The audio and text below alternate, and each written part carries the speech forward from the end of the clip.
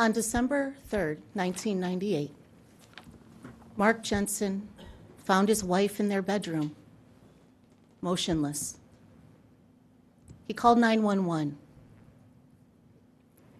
When paramedics and the police arrived, they found a distraught mess of a man in Mark Jensen. His eyes were red from the tears streaming down his face. There was snot bubbling up from his grief.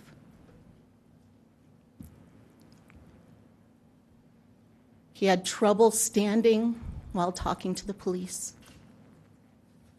and to the paramedics, trying to explain what was going on. And he directed them to the back bedroom.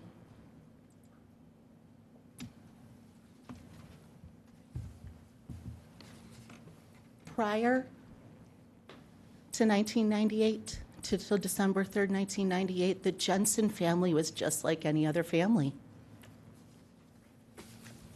They had good days. They had bad days. The Jensens were a middle-class family. They loved their boys, and they worked hard to build what they had. Julie Jensen was a smart, educated woman. The kind of woman who, despite the fact that her higher education was in nursing, was able to self-study and gain her Series 7 stock brokerage license. Mark Jensen was a successful stockbroker. They had 2 sons.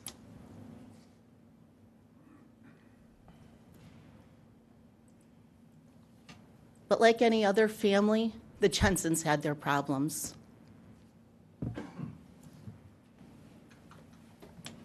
Back in 1990-91, Julie Jensen cheated on her husband.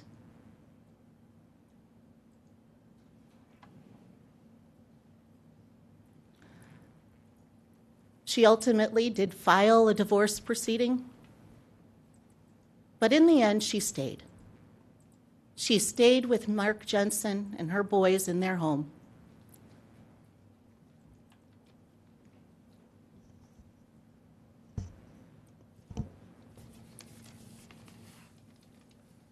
And Julie is diagnosed with depression.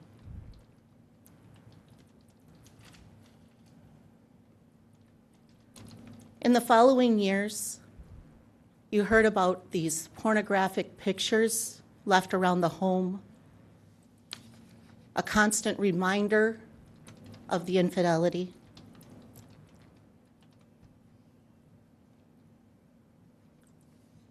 Yet, at the time, everyone believed those to be sent by Mr. Tarika, who's the person that Miss Jensen had the affair with. On advice of police, Mr. Jensen hired a private investigator to get to the bottom of these photos.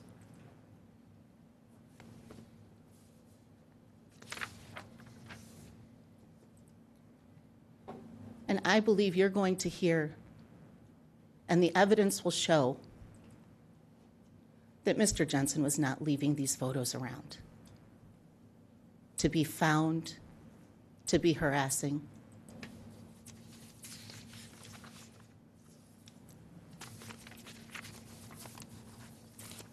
As I stated, though, Julie Jensen was diagnosed with depression first in 1991.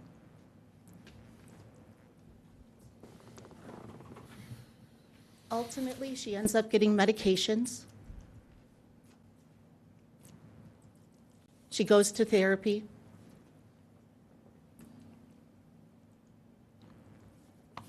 But here's the thing. Mental illnesses don't just go away.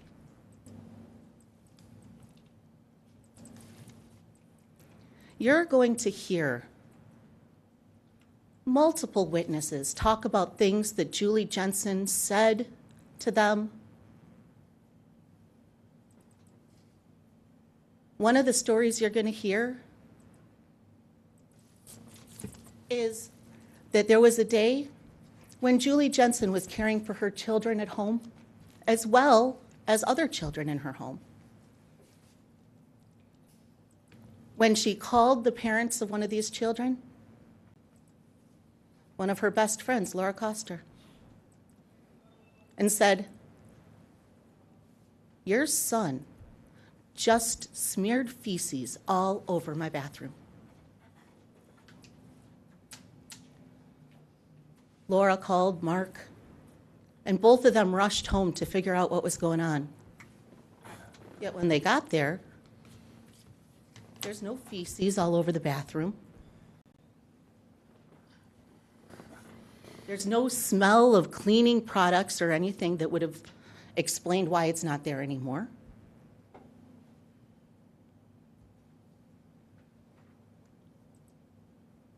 You're going to hear that that was the point when Laura Coster decided that maybe Julie shouldn't be caring for my child anymore.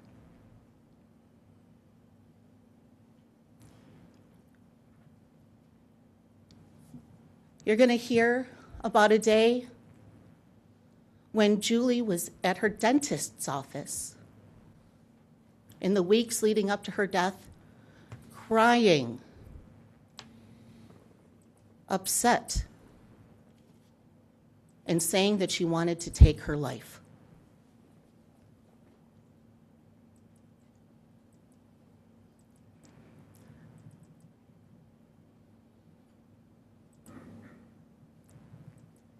And you're going to hear from multiple witnesses about things that Julie told them that were inconsistent with things she told other people. She told some people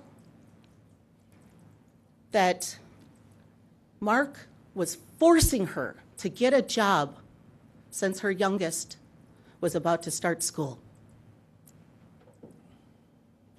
She told others that Mark steadfastly refused to let her get a job even though she wanted to go out and work.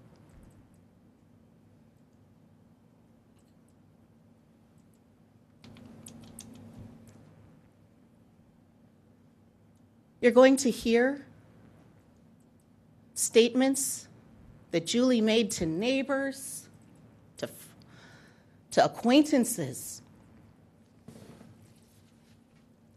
But the people in her family, she never told any of them about any worries about Mark.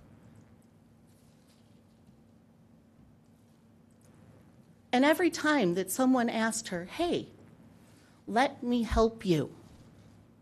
Let me help you leave," she declined that help each and every time.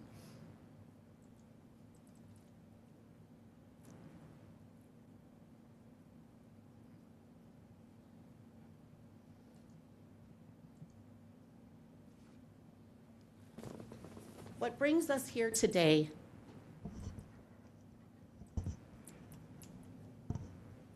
is Julie Jensen's suicide. The suicide of a woman who was in declining mental health,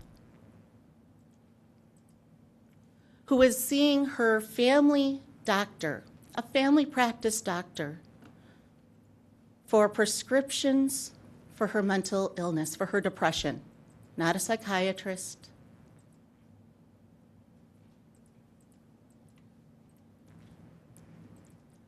And as you listen to the evidence, at the very end of this trial, you're going to be asked to answer one question. Did the state prove to you beyond a reasonable doubt that Mr. Jensen caused Julie's death? Or did they prove to you that Mark Jensen wasn't a great husband and was kind of a jerk? Because those are two very different things.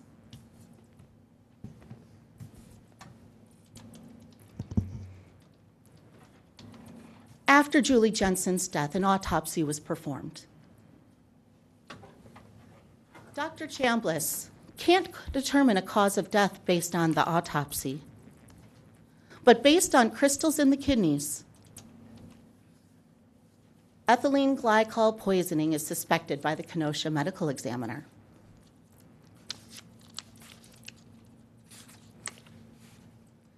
Dr. Long is hired by the prosecution and concludes that ethylene glycol was the cause of Julie Jensen's death.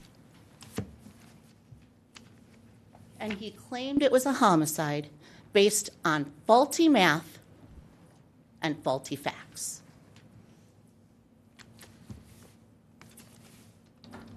Dr. Mainland, another of the state's witnesses, is in agreement with the cause of death being ethylene glycol poisoning, right up until the liar, the snitch, the con man and cheat Aaron Dillard, who has everything to gain by helping out the DA's office, and who has access in the jail to every single one of the documents that Mark Jensen had in his cell pertaining to his case, comes forward. And then, in 2007, Dr. Mainland, based on the statement of this con man, this liar, this cheat, says, oh, actually, cause of death is suffocation. After almost a decade of saying it was ethylene glycol, the statement of one liar who you heard from the state in their opening statement is a liar, and who had all of the documents he needed to create a convincing story right there in Mr. Jensen's cell. Everything changes. Now, one of the witnesses you're going to hear from is Dr. Lindsay Thomas. Dr. Thomas is a medical examiner who has done thousands of autopsies. She will tell you exactly why this theory of strangulation is flawed. Objection, Your Honor. There's no theory of strangulation that's been described by the state or anybody else. I'm going to overrule it. Again, folks, this is opening statement. It's not evidence, and the attorneys are just basically telling you what they might prove. So, again, it's not evidence. You don't have any notes. Go ahead, Ms. Rutter. Or smothering, I suppose, is a better word for what this state is claiming.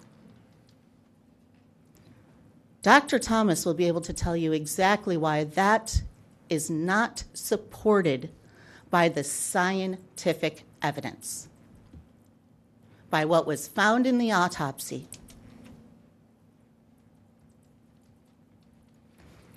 And you're also going to hear from Dr. Stacy Hale. Now, Dr. Stacy Hale is a medical toxicologist. One of the things you'll learn about is the difference between medical toxicologists and forensic toxicologists. Medical toxicologists deal with the living.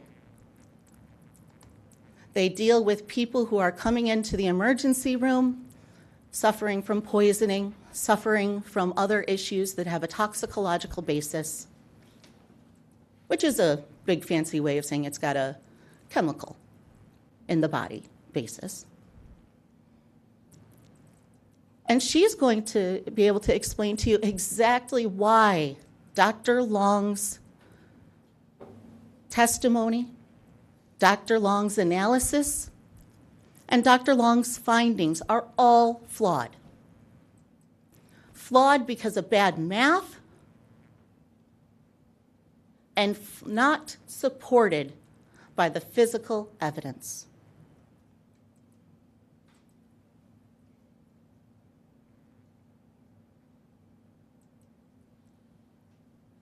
When you're listening to the evidence in this case, one of the things that the judge will tell you, and already has told you, is that it's up to you as the jury to weigh the credibility, the believability of the witnesses that are put before you.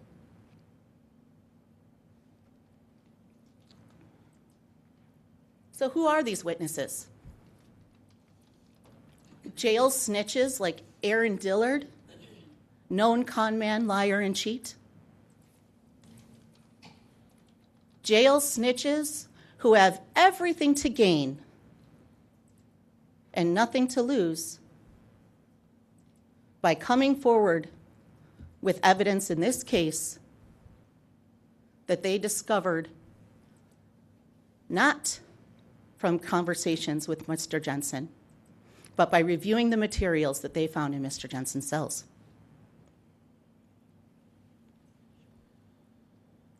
Witnesses whose stories just don't add up.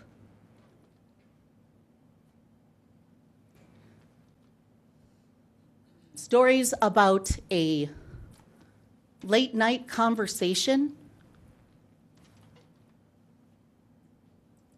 at a hotel that isn't supported by anyone else that was there. People who had every opportunity to listen to that conversation and again, you're going to hear evidence about these flawed witnesses and what kind of people they are. The type of people you can believe, or the type of people that gossip and who you can't trust when they state things. Witnesses who only come forward almost a decade after the death of Julie Jensen.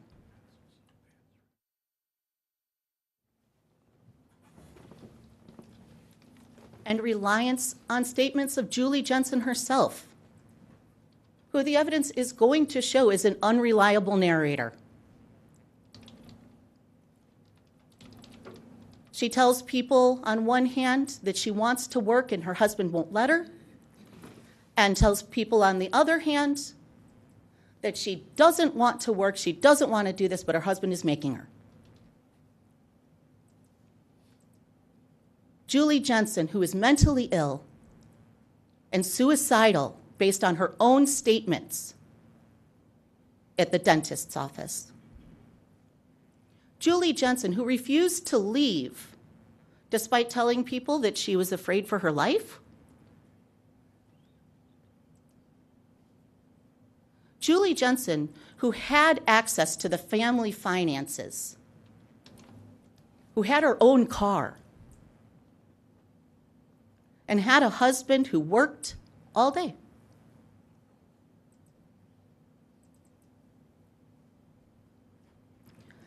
And Julie Jensen, who is not computer illiterate. You are going to hear that Julie Jensen was in charge of the family's finances. And she didn't just write down in her checkbook what she spent in the balances. No. She used a program on the computer called Quicken. A program that required her to go on the computer.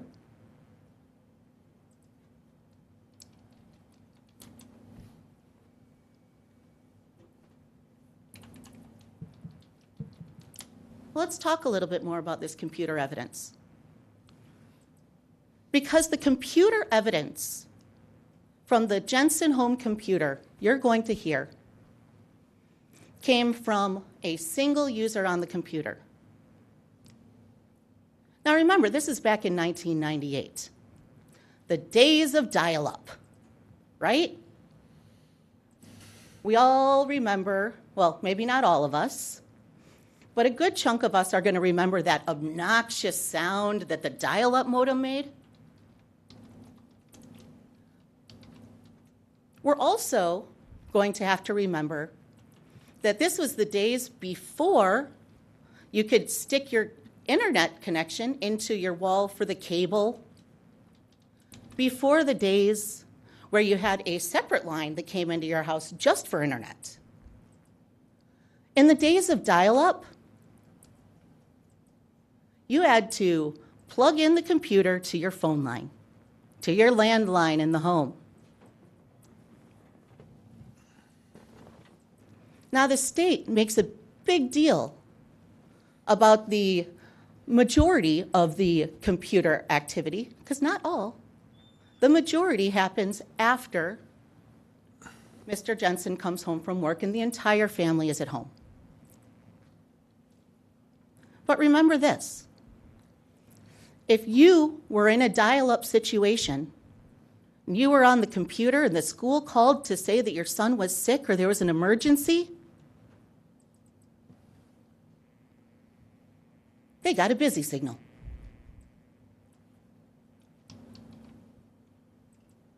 The evidence is going to show that Julie Jensen had just as much access to this computer. The evidence will show that both Mr. Jensen and Mrs. Jensen used this computer.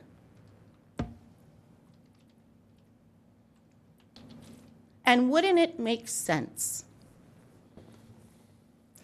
if, when you are at home and your kids are at school and your husband is at work, that you want to have that phone line available in case something happens? And that you, as a responsible parent, would do your online searching when your whole family is at home, when you don't have to be worried about what your 3-year-old is doing running around the house,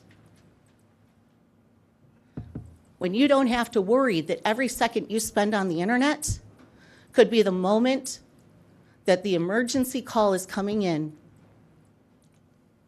and getting a busy signal instead of being able to get a hold of you.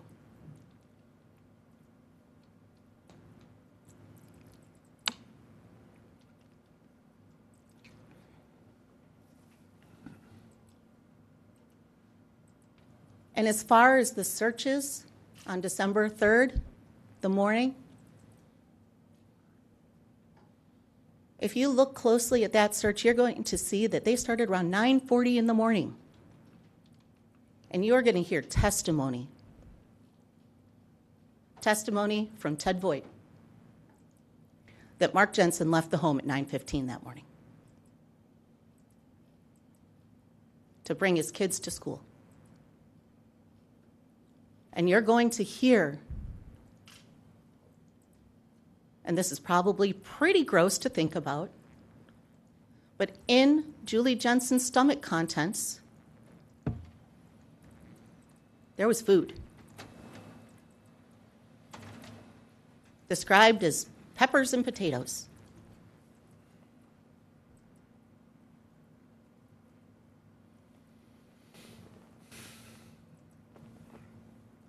Why is that important? Well, if Miss Jensen is well enough to get up and eat, is she well enough to use a computer?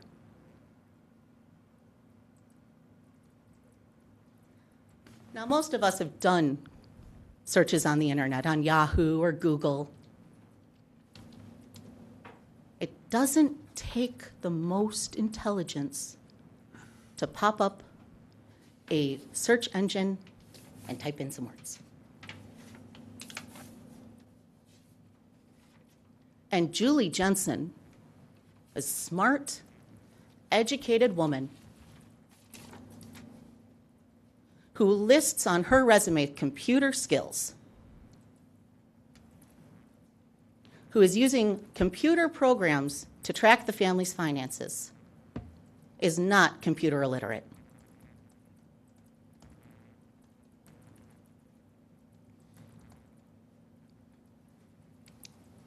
What Julie Jensen was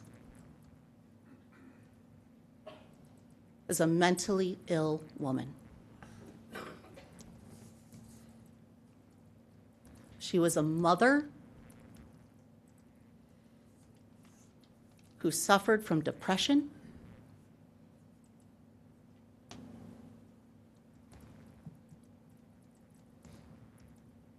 and a person who made allegations against her husband not to the people that were closest to her in her life, but to acquaintances. Julie Jensen is an unreliable narrator, and the evidence will show that.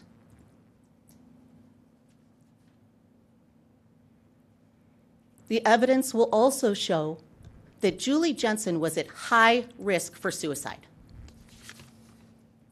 Dr. Sarah West is one of the people you are going to hear from in this trial as well. Dr. West did an analysis. She did it post-mortem, of course, but she did an analysis of Julie Jensen,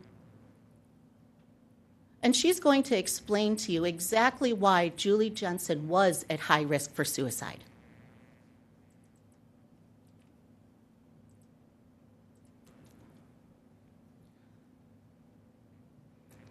Now, one of the things that you hear often in courts and when we're talking about the jury trial system is innocent until proven guilty. Mr. Jensen is innocent of his wife's death.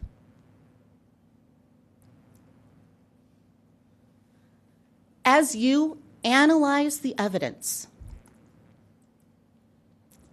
again, the one question that you have to answer is, did the state prove to you beyond a reasonable doubt that Mr. Jensen caused his wife's death? Here's the thing, the answer to that is no, because he didn't cause her death. Julie Jensen took her own life. The evidence will show as much.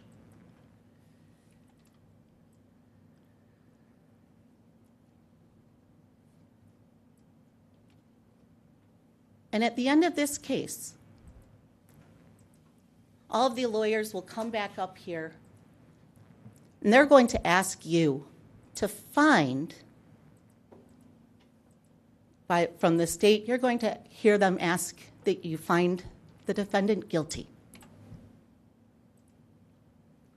to find this innocent man guilty. Objection, Your Honor. The state's not going to ask the jury to find this innocent man guilty. Again, it's opening statement. Let's just show what you're going to do in your case, Ms. Runner. But the evidence in this case is absolutely going to show that Ms. Jensen was suicidal. The evidence is going to show that Mr. Jensen, while not being perfect, is not a murderer.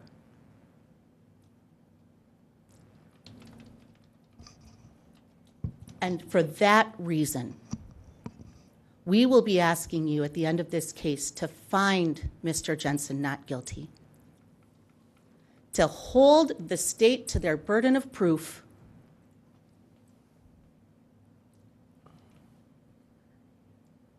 and ultimately to weigh all of the evidence that you hear, because that evidence will prove to you that Mr. Jensen is not a murderer. He is innocent, and he is not guilty. Thank you. All right, we're going to start.